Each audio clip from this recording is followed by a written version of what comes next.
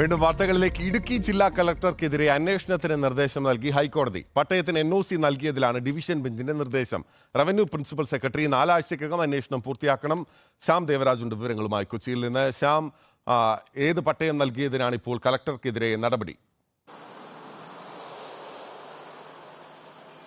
ബിനിൽ, മൂന്നാറിലെ ഇടുക്കിയിലെ പള്ളിവാസൽ ഗ്രാമപഞ്ചായത്തുമായി ബന്ധപ്പെട്ട ഒരു പട്ടയത്തിലാണ് ഏലപ്പാട്ട നിയമം ലംഘിച്ചാണ് ഈ പട്ടയം നൽകിയതെന്ന കേസിലാണ് ഇപ്പോൾ ഇടുക്കി ജില്ലാ കളക്ടർക്കെതിരെ അന്വേഷണത്തിന് ഹൈക്കോടതി നിർദ്ദേശം നൽകിയിരിക്കുന്നത്.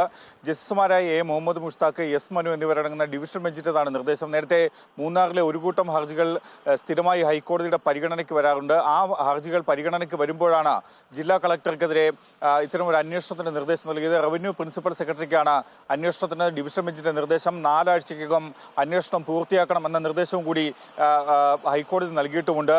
ഇക്കാര്യത്തിൽ ഏറ്റവും പ്രധാനപ്പെട്ട ഒരു കാര്യം എന്നത് ഈ ഇടുക്കി ജില്ലാ കളക്ടർ 1935 ഏലപ്പാട്ട നിയമം ഏലപ്പട്ടയ നിയമത്തിന് വിരുദ്ധമായാണ് ഈ അവിടെയുള്ള മിസ്റ്റ് വാലി എന്ന റിസോർട്ട്, ഈ പള്ളിവാസൽ പഞ്ചായത്തിലെ ഒരു റിസോർട്ട് അവിടെ നിർമ്മാണ പ്രവർത്തനങ്ങൾ നടത്തിയത്. ഈ നിർമ്മാണ പ്രവർത്തനങ്ങൾക്ക് വേണ്ടിയാണ് അനുമതി നൽകിയതെന്നാണ് ഏറ്റവും പ്രധാനപ്പെട്ട ആരോപണവും ആക്ഷേപവും.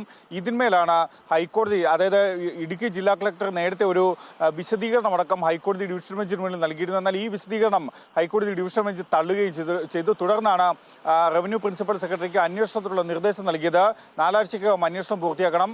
ഇടുക്കി ജില്ലാ കളക്ടർക്കെതിരെ ക്രിമിനൽ കേസ് അനുസരിച്ചോ വിജിലൻസ് അന്വേഷണമോ നടത്തേണ്ടതുണ്ട് എങ്കിൽ അക്കാര്യത്തിൽ പിന്നീട് തീരുമാനമെടുക്കും എന്ന കാര്യവും കൂടി ഹൈക്കോടതി ഡിവിഷൻ ബെഞ്ച് വ്യക്തമാക്കിയിട്ടുണ്ട്. പള്ളിവാസൽ ഗ്രാമപഞ്ചായത്തിലെ ഒരു പട്ടയ വിതരണവുമായി ബന്ധപ്പെട്ട് കളക്ടർ NOC നൽകിയതിലാണ് ഇപ്പോൾ ഹൈക്കോടതി ഡിവിഷൻ ബെഞ്ച് ഇടുക്കി ജില്ലാ കളക്ടർക്കെതിരെ അന്വേഷണത്തിന് ഉത്തരവിട്ടിരിക്കുന്നത്. ശ്യാമാണ് വിവരങ്ങൾ നൽകിയത്.